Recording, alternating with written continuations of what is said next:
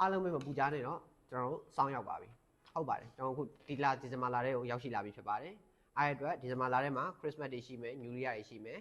တချို့တွေကတော့ promotion တွေအများကြီးပေးနေပြီဒါပေမဲ့ကျွန်တော်တို့စီကကြတော့ promotion တွေကိုဘယ်သူနဲ့မှမတူတဲ့ double promotion ဆိုပြီးကျွန်တော်တို့ပေးထားတာဖြစ်ပါတယ်အဲ့ promotion ကဘယ်လိုလဲကျွန်တော်ပြောပြပေးပါမယ်ကျွန်တော်တို့က Christmas လက်ဆောင်အနေနဲ့ cashback promotion 9000ကျပ်တိပေးထားမယ်အဲ့ဒါအပြင်ဟိုမှာ